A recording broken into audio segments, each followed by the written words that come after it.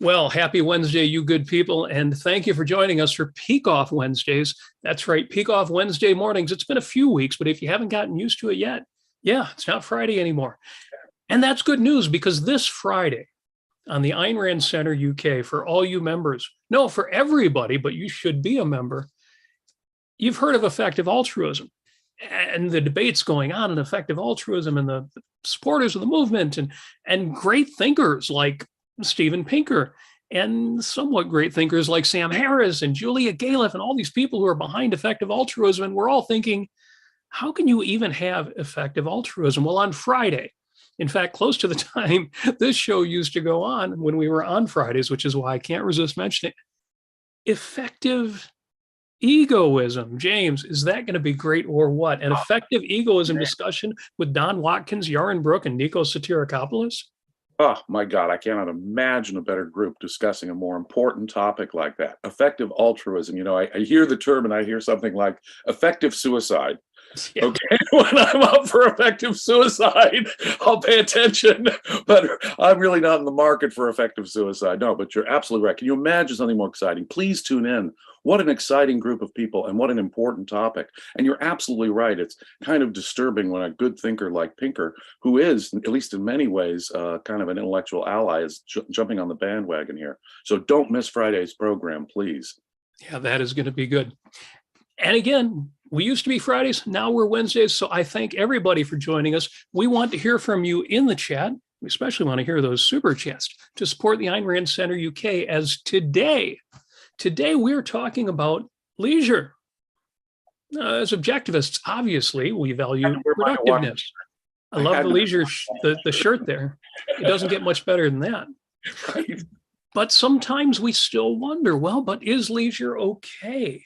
What if it takes a substantial amount of time? And Dr. Leonard Peikoff was asked several questions about this, a bunch of which made it into the book, Keeping It Real, Bringing Ideas Down to Earth. And James, you have hand-selected a few of these questions for us to discuss today. So I'm going to bring them on right away. The very first question, somebody asks, Dr. Leonard Peikoff, I personally like to play video games for about an hour a day.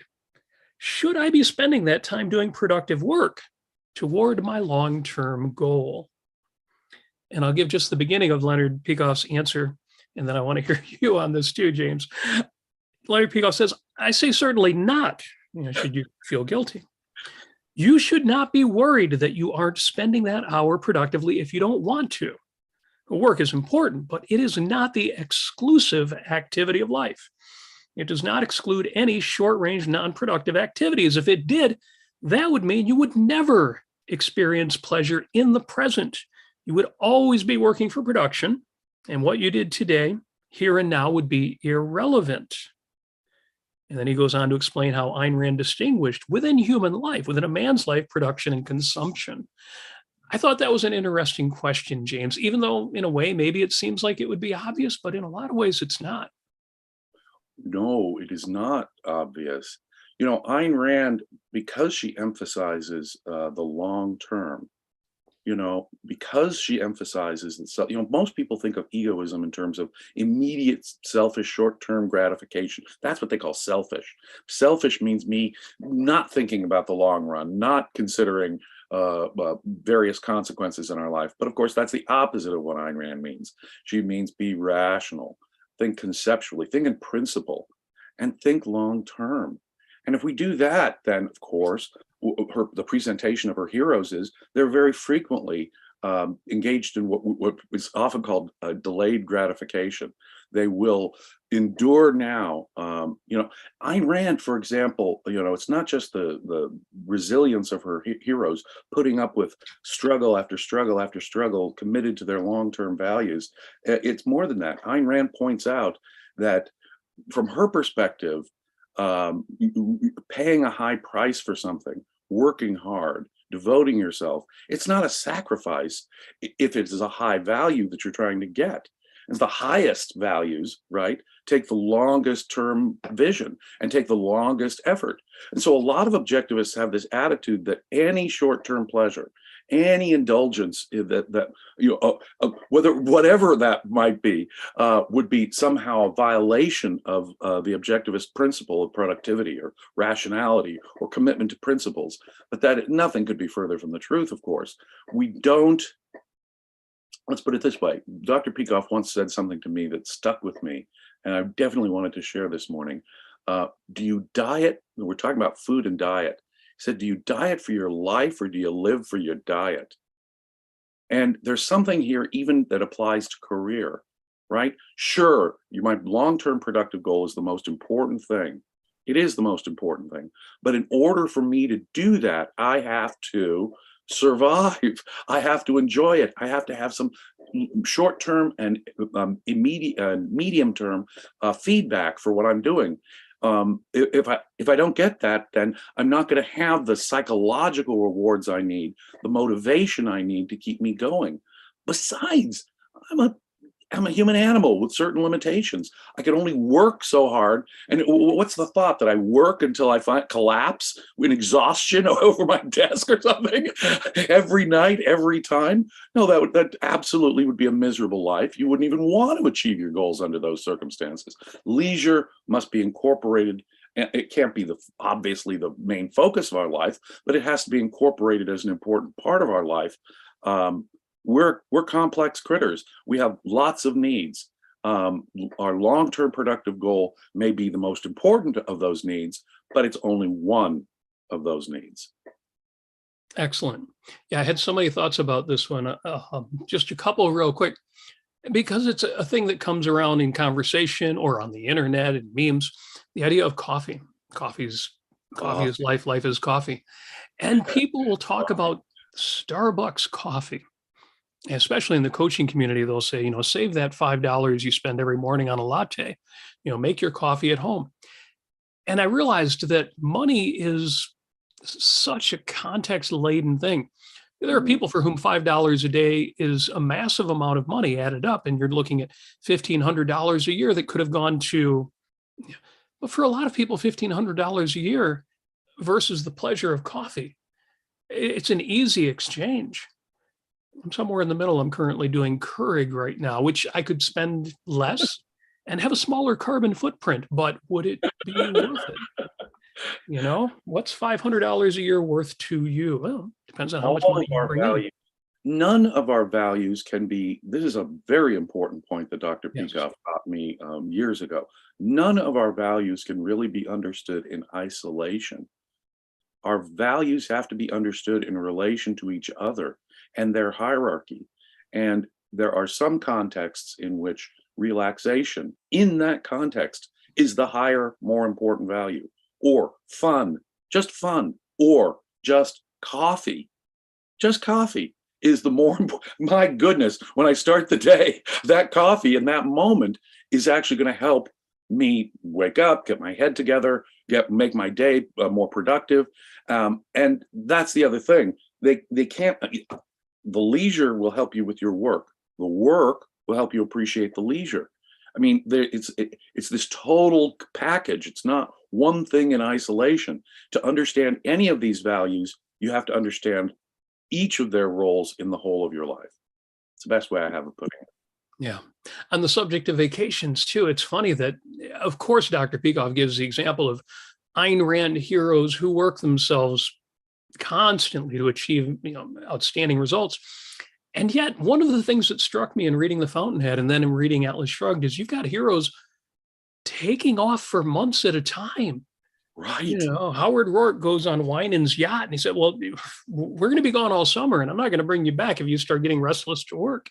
You've got Dagny and Reardon who go on a tour of the Midwest and they end up integrating a value-laden, but not necessarily a work thing into long vacations. You've got these great productive people who take a month off every year. We won't say why because we don't want spoilers, but yes, absolutely. Vacations and leisure and breaks from the outstanding work we do are.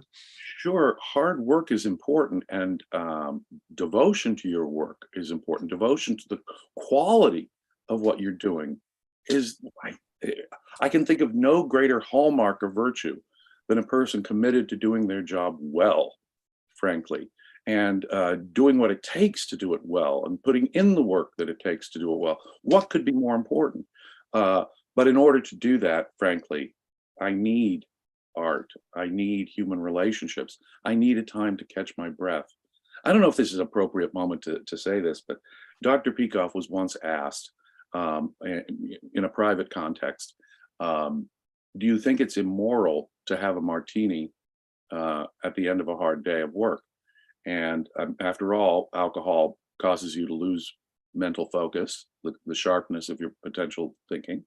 And doesn't Ayn Rand say that mental focus and being in focus is really the most important thing? Thinking is the most basic virtue. All that is true. And Dr. Peikoff's answer was, well, after the kind of day that I put in, it would be immoral not to lower my focus. And as he mixes a martini for himself and sits down at the end of a long day, that literally is what he was said.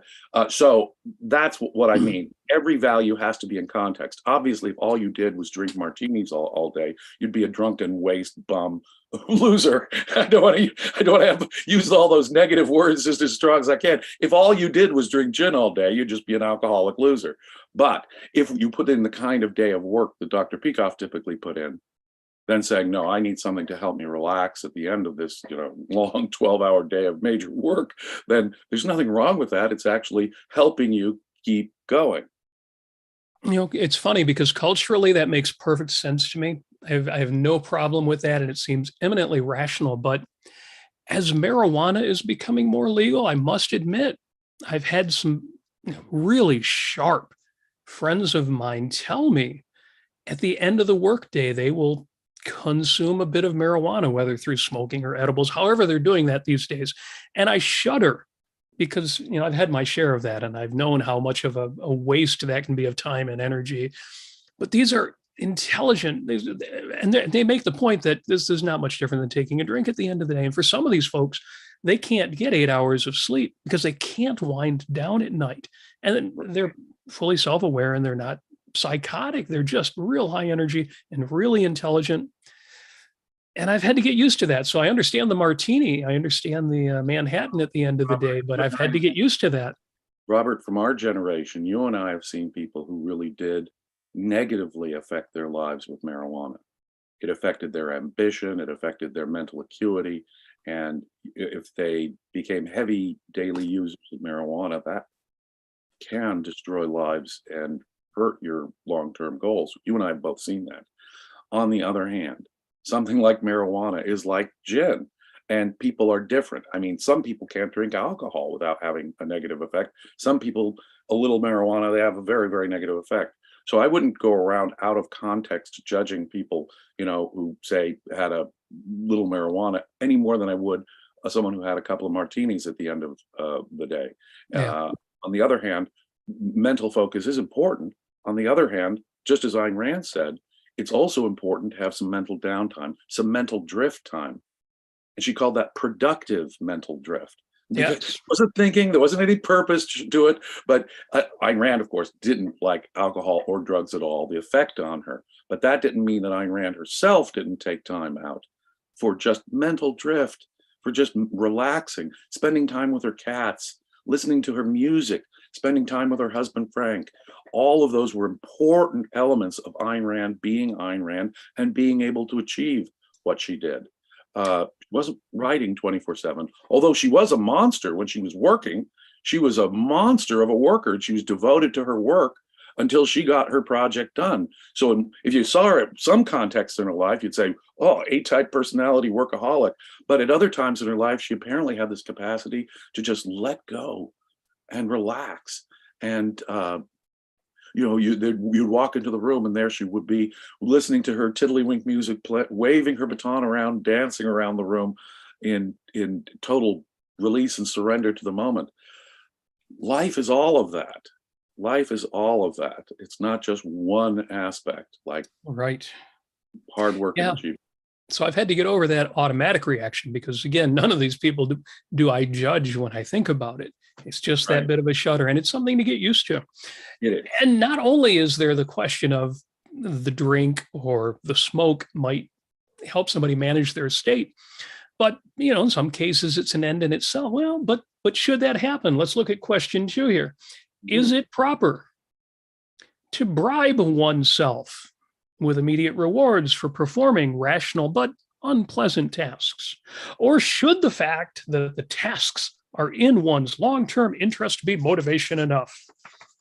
Of course, when I read it in that tone of voice, the answer is kind of given away. Leonard Peikoff says,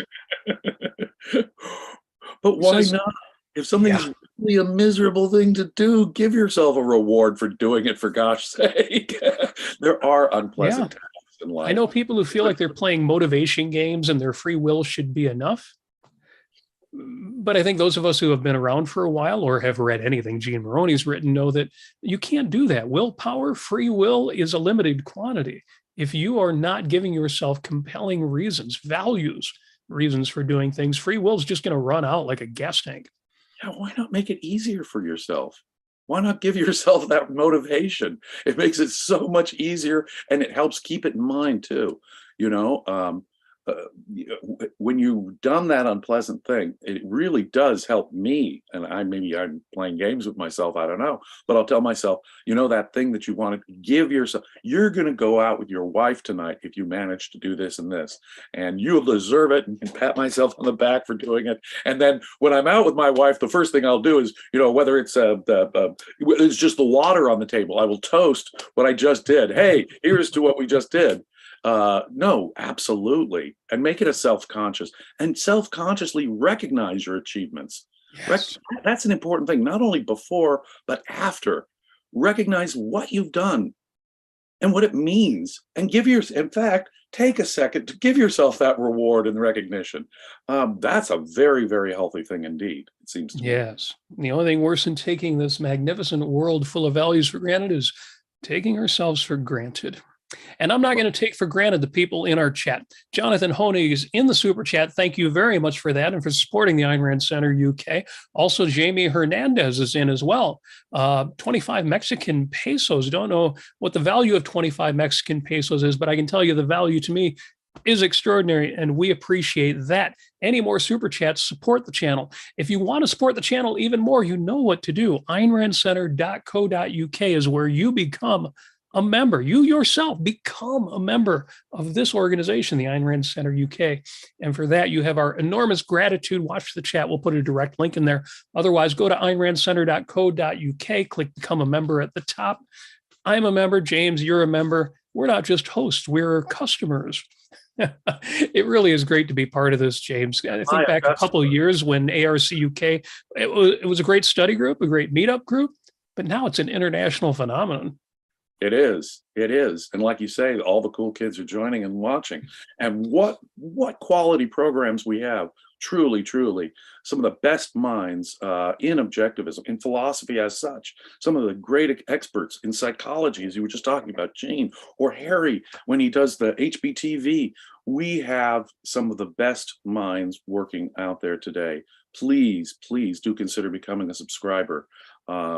If you think this work is important, if you think these kind of ideas and discussions are important, I can think of no better investment than the Ayn Rand Center UK. It really is extraordinary. I'm so looking forward to the Friday show on effective yes, ego. I just love that expression, effective egoism, because effective altruism is such an oxymoron, and effective egoism, effective egoism is like effective suicide, right? Yeah. And effective egoism is almost redundant, except most people don't get it. Right. But thank you for the super chats, and Equal to Reality has just added on with a couple of pounds from the UK. Thank you very much for that as well. And keep it on. And if you have any questions, bring those on as well. But I'm going to go right to question 3 in our list, because Leonard Peikoff received this message. I am pursuing a career in software, which gives me both the physical things I want, such as money, and the spiritual things like solving real life problems. Now, although it's challenging, I know I could do more complex, difficult things with my time that would contribute to computer science. I know these achievements would lead me to happiness, but they would be very hard work, and I don't want to put in all that extra work. And then here's the question. Am I wasting my life? He's doing challenging work that he enjoys and it pays well, but he knows he could do more. Hmm. Again, I know there are people who, will read The Fountainhead or read Atlas Shrugged and think, I need to be, I need to be at that Hank Rearden level. I need to be at the Howard Rourke level. I need to invent Rearden metal or Galt's motor or something. And if I'm not being one of the great innovators and then if I'm not Thomas Edison or Nikola Tesla or something, I'm somehow not living up to my potential. What a driven sort of question that is. I mean, you almost admire the intention. Yeah, exactly. I mean, there's something good about it in the sense that he wants to achieve the most and be the most fulfilled. But he's like a slave driver to himself, as if it's no longer what he really wants. It sounds like this concept duty might be creeping in, and that always gives me a weird feeling up my spine when it's more than his passion. It's some duty that he's trying to live up to. But how does Dr. Peikoff answer? Yeah, well, as you can imagine, when the question ends, am I wasting my life? He says, well, I would say no, you are certainly not. Challenging work, making the full use of your mind, does not mean the hardest work you can imagine doing. So you choose your work by your interests, not by your measurement of how hard it is. If and when what you're doing begins to bore you, or it's just a matter of routine, you're staled, you're not coming up with anything new, you're not excited, well, then you could say, yeah, you've got to move on. But if you find the work challenging and you're happy and it gives you the support that you want, there's no reason in the world to say, well, you've got to move on. And exactly the answer that you'd want to hear. But, as we say, that's not a hard mistake to make. It isn't. It shows a good deal of virtue. He wants to achieve the most. He, in the back of his head, he wants to be the best. What's wrong with that? And if that's really, like I say, Dr. Peikoff puts his finger, I think, right on the thing. Use your emotions here. And I'm an objectivist, and I'm going to say it again. Use your emotions here. Yes, tie it to your values. Exactly, as navigation tools. Because there are times in life when I was writing Creating Christ, I was doing something creative and I thought no one had ever done it before, so I have to do it. It's going to be the best. I'm going to make sure it's the best. And yeah, I was kind of a self-slave driver as I was writing it. And I was pushing myself 24/7 because I wanted it to be the very best book on the subject that could have possibly been written. There's nothing wrong with that as a motivation. On the other hand, if it's not that kind of a passion, right? If it starts feeling like it's a duty, it's like, well, shouldn't becomes one. Remember what we were talking about last time? Emotional shoulds. When it becomes this, it's an emotional should want to be spending the weekend to do this extra project. Well, that extra project really didn't motivate me at all. Yes. Then don't. What are you doing? Stop. Look at yourself in the mirror. You're not do you work for your life or do you live for your work? I'll do the same thing with diet as I will for work and achievement here. If the achievement really is what's going to do it for you and excite you and give you the emotional feedback, do it. Then it's worth it. If it's not, then what are you doing? You're becoming a self-slave driver. You're sacrificing yourself on the altar of duty. No, the work is for your life. The life, you're not a slave at all to the work. The work is for you, not you for the work. It's the only way I have of putting it. Excellent. And I think part of the response is to failures of ambition on our own part, or maybe more in the people we see around us. In some ways, we have gone through an age of mediocrity, to steal a title from one of Ayn Rand's great talks. Yeah. So I can see why I don't want to be mediocre. I want to use what I've got. Right. But don't turn that into some kind of Kantian duty. Yes. The thing is that you can even, Ayn Rand in her own notes, in The Passion of Ayn Rand's Critics, one of the notes that I reproduced from Ayn Rand's private journals that is so powerful, she discusses being an objectivist hero as something that can become a Kantian type duty. you imagine having John Galt or Howard Rourke in your head and then saying, even if it's not you, even if it's not your values, boy, I'm going to be just like them and sacrifice. Oh, no, wait. Now it's just become a religious duty. It's become a Kantian form of intrinsicism. That's not what she intended at all. She insists. No. You're missing my whole point. It's the opposite of that. It's not supposed to be some Kantian Christian duty, some altar on which you sacrifice yourself and slave. Even objectivist values. You can't treat objectivist values that way either. Yes. And there's a fictional element too. I can kind of imagine living up to being Howard Rourke, but John Galt or even Hank Rearden, unless you're born with perfect health and an IQ of 180, every day at the end of the day, I'll do my very best and then think, well, here's the 5 ways in which I've fallen short of saving the world or inventing the perfect thing. Becoming a brilliant physicist and a creative philosopher like John Galt at the same time. Okay, maybe you're putting a little unrealistic standard on yourself there. I don't know. Yeah, I don't need to be the best man who's ever lived. I just need to be the best me I can. Be the best me. That's all you need to do. Comparison is the thief of happiness. Yes. Do what's best for you. Yeah. Now there is that question of, but is it okay to settle for mediocrity? So question number 4 is, well, what's the moral status of housewives or stay-at-home moms? And Leonard Peikoff starts his answer. Objectivism doesn't care where you stay or where you do your activities. It's what it is that you do. If your activity at home or anywhere else adds up to nothing, it's random. You go to a movie, you go to a party, have a romance and this and that. Well, you could do that at work too. And the same estimate applies. It's not rational. It's not purposeful. But that is not to say, however, that a mother has to be like that.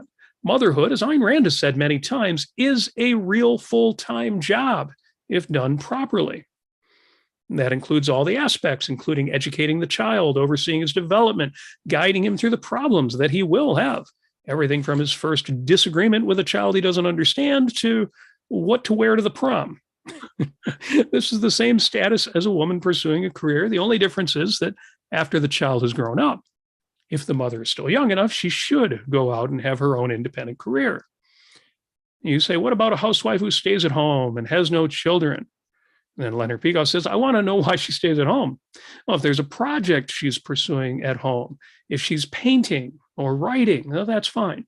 But if she's just staying at home, dusting furniture and watching soap operas, that's in the same category as doing nothing at work. So yes, it's unquote, it's the same as, well, how would you judge somebody at work who is completely unambitious and is just getting through the day? Boy, what a really good answer that is. No, being a mother or a father is one of the most important jobs out there. That's a tough gig. Oh my God. It is one of the most difficult jobs. And of course, as I say, one of the most important jobs out there. And it can either be approached rationally, systematically. You can do your homework and be principled and be consistent and be devoted to it like anyone else is to being good at their job. And the outcome differs. The actual product will vary depending on the quality of work and input that you put in. Now, it's true that these kids are going to be independent entities with their own thought and free will. They're going to surprise you every time because they are. In fact, part of the goal of being a parent is they declare independence at some point and go off on their own. That's success as a parent, is when they make their own declaration of independence and go off to be their own person. That's success, but it is a limited thing in terms of time. It can't be, being a parent is a lifetime thing in one sense. You'll always care. You'll always be the parent. You'll always be connected in a special way if you care and are a good parent.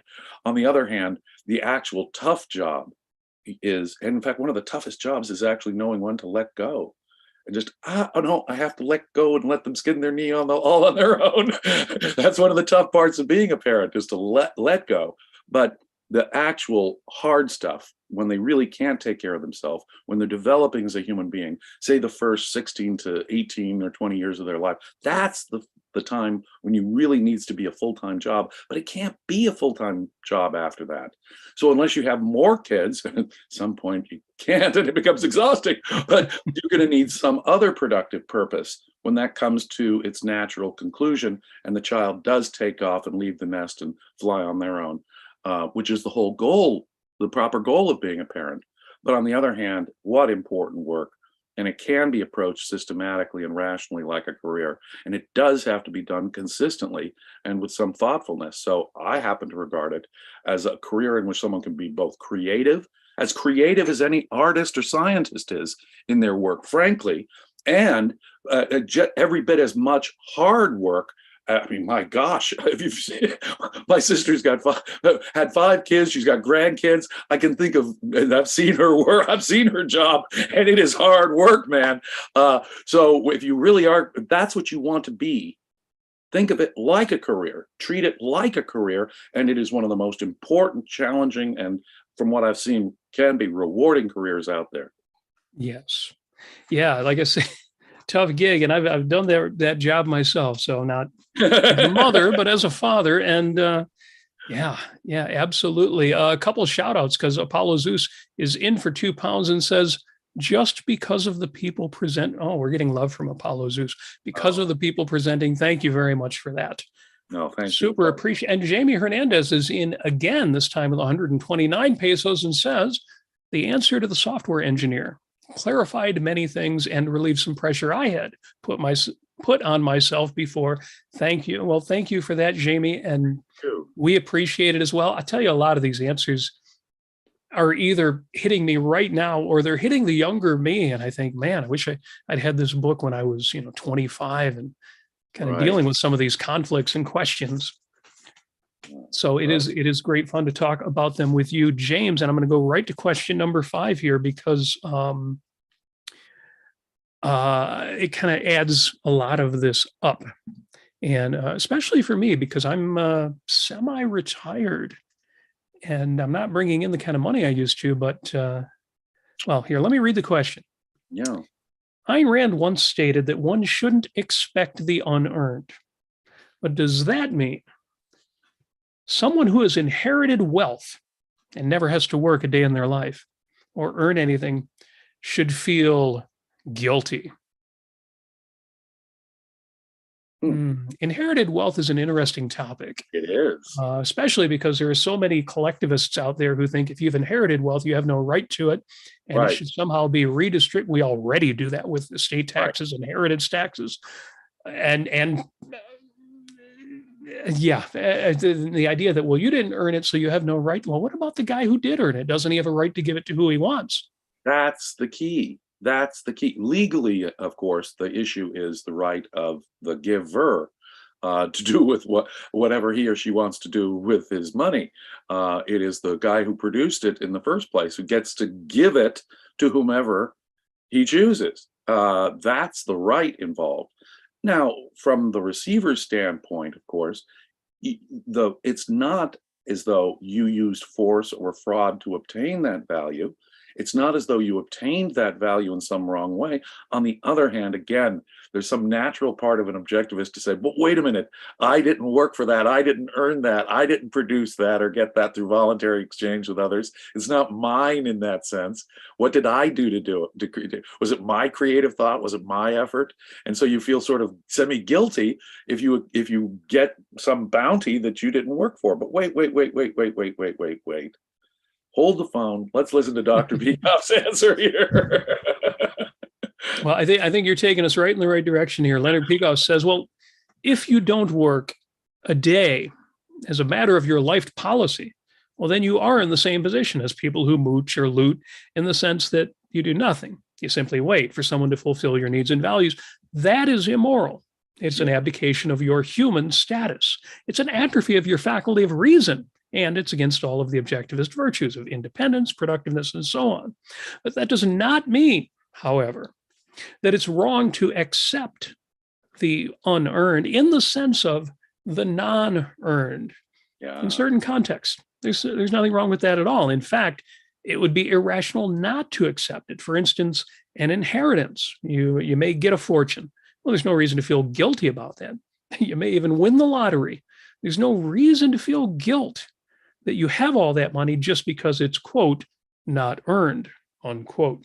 It's not earned, not in the sense that it's not earned, not in the sense that it's mooched or looted from other people, but in the sense that it was voluntarily given to you by those who possessed it. The important point is not your getting it, but what you do with it. If you then never work, you never do anything, you just coast on the money that came in. Well, that is a self-destructive form of life. And he says, read my book, Opar, in which I have a whole discussion as to that. What money can do is enable you to change the whole form of your production. I love this because he'll have a personal reference here. For instance, suppose you're a writer. Oh, you wanted to be a poet, and now the money comes in. Well, you can change. You can support yourself now on your inheritance and concentrate on work that doesn't bring in that much money. And that's perfectly fine because you're still doing something. And then he says, I would be an example of that. I inherited a lot of money from Ayn Rand, but I didn't stop working. Well, I was able to do things that wouldn't have paid enough to support me if I hadn't inherited it. I still worked, not because I wanted to, but because that gives life meaning. Right. Well, it's a great example. And you see what Leonard Peikoff did he was Ayn Rand's heir. He inherited not only a bunch of money from her, he inherited the rights to her existing literary properties. That gave Dr. Peikoff a comfortable income and quite a bit of money. And, it was interesting because I knew him in the 80s and 90s when he was working his tail off. Inheriting money did not discourage Dr. Peikoff from becoming a super, super hard worker. Quite the opposite. It's almost as though he put himself into fifth gear when he inherited Ayn Rand's money. That money now allowed him to become ambitious and to dream of things like the Ayn Rand Institute, to give himself the time to write Opar, to give himself the time to write the dim hypothesis, to give himself the time to do the research into induction that he wanted to do, induction in both physics and philosophy, so he could complete his entire understanding of inductive logic. Think of all of those productive projects that Dr. Peikoff was now able to devote himself full-time to doing, precisely because he inherited this money. He proved himself worthy of the fortune he inherited from Ayn Rand, because it allowed him now to do these incredible things for which I am now the beneficiary and immensely grateful. He did it for his own selfish purposes, of course. He achieved great things because that was his purpose, of course, but that he used that money to fuel even greater ambitions and activities. Now, going back to the martini, did that stop him from enjoying the martini? And in fact, using part of that money to go on vacations with the daughter that he just loved, that he's in love with as a father. So he would use that money also to take time out to be a great dad and to enjoy himself with his daughter. So he understood this balanced thing in life too. He understood that, yeah, okay, Ayn Rand's money is now fueling all of these great things that I can do. And he used it that way to fuel these great things that he could do. But he also recognized, well, no, some of that has got to be fuel for my own activity. And so he would use part of that money to go on vacation every year with his daughter, Kira. He loves his daughter, Kira, and to be a good dad and to bond with her and to have a good time and just a good vacation. All that goes into making a good life, and do all of it guilt-free. Ayn Rand gave him the money for that purpose. Ayn Rand would be, if there was an afterlife, and I'm an atheist and so is Ayn Rand, if there was a heaven and Ayn Rand was looking down, she'd be beaming and smiling, I believe, at what Leonard Peikoff did with that money, both productively and just to enjoy his life. Yes. Does that make sense? It makes perfect sense. And I have to make 2 points that I can't. Unfortunately, this has gone fairly quickly, so I've got time to make them. We think of, Leonard Peikoff inherited a great fortune and ongoing income from the books that continue to sell massively every year. And that's, couldn't happen to a nicer guy, as we say. But that expression kind of implies that, in a way, he's earned it. And right. Consider, what did he do, not just with the money and the time that afforded him, And not just with the access to her, but with the education he received and the experience that he had as a student directly of Ayn Rand. If there was anybody who could take what she had to offer that wasn't yet in print and give it all to us, could anybody have done a better job? No. We've got this, and so my point would be, Leonard Peikoff is a superhero to me. So I cannot imagine anyone doing a better job than he did with what Ayn Rand gave him. No, much to my benefit and to everyone I know, to their benefit as well. Yes, and what that drives home for me, we talk about gratitude and it's kind of woo, and we should have gratitude exercises, but there's really is value in that, in recognizing that we are surrounded by values, the beneficence of Western civilization, the inventions and the developments and the intellectual developments of the ages. And now we've gotten a big piece of that from Leonard Peikoff in organizing his thoughts in a book like Opar, or in collecting his thoughts in a book like Keeping It Real. We have so not just to be grateful for, but to do what Leonard Peikoff did and to take all of this that has come to us. We haven't all received a big inheritance, but the benefits of Western civilization, the kind of lives we can lead where we don't have to work 12 hours a day and be exhausted at the end of every day and burn a candle for an hour and go to bed. We can live amazing lives given what we have each and every one of us inherited. Exactly. Beautifully put. Beautifully put, Robert. My gosh. And so I understand the drive that the people asking these questions have is to be worthy of that and to make our own contribution. But I love these questions because they bring in, it's not balance, it's integration of production and leisure. There was a question that came up on one of the internet forums. This one was the John Galt line on Facebook. And somebody had asked the question, should I feel guilty when I don't give 100% at work? I said, well, you put it that way, yeah, a little bit. But it turns out the way he asked it was, should I be taking breaks? Should I be enjoying any leisure? Should I be taking vacations?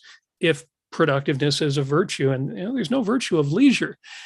And the way the question was phrased, I couldn't resist giving him, the rocking chair test.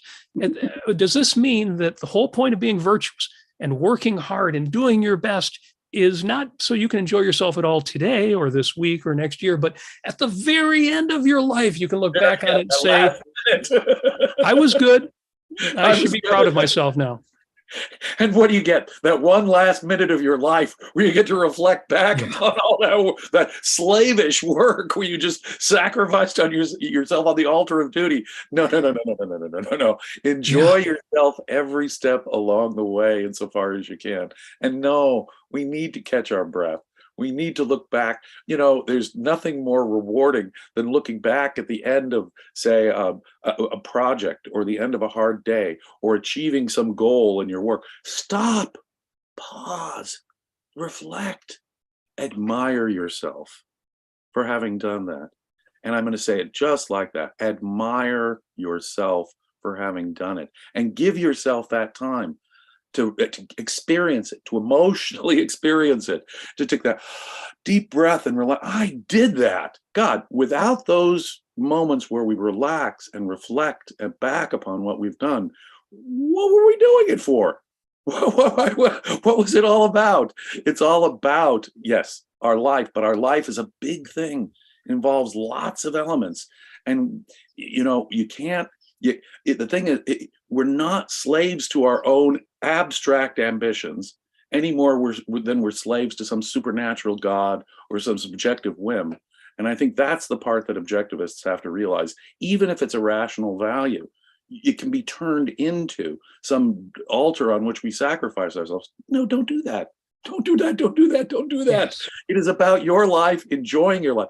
As Ayn Rand says, the purpose of morality is not to tell you to suffer and die, but to enjoy your life and live. And the enjoy your life is part of it. And live means all of it. So the only way I have of putting it.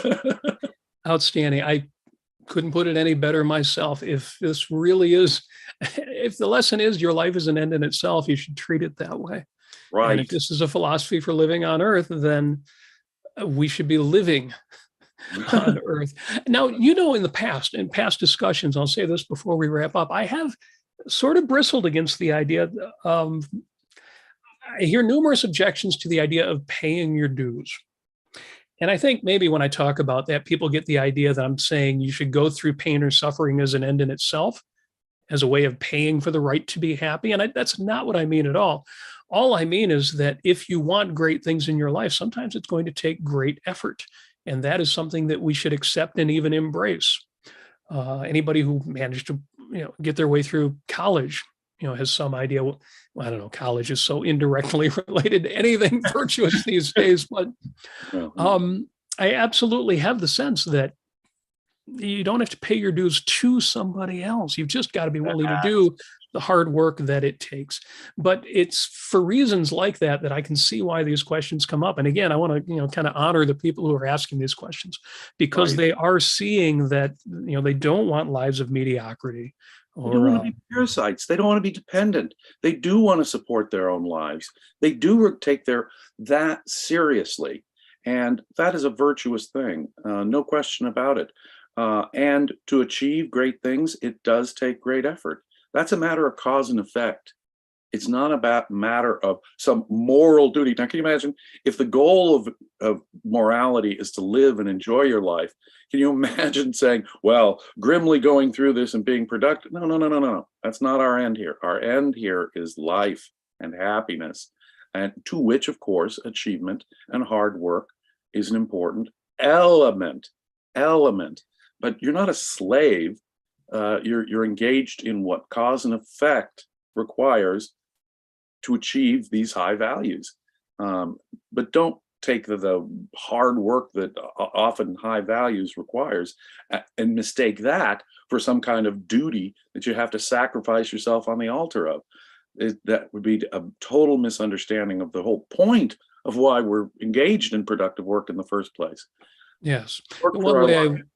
One way I avoid doing that is anytime somebody says work-life balance or any kind of balance in your life, say, no, never seek balance, seek integration.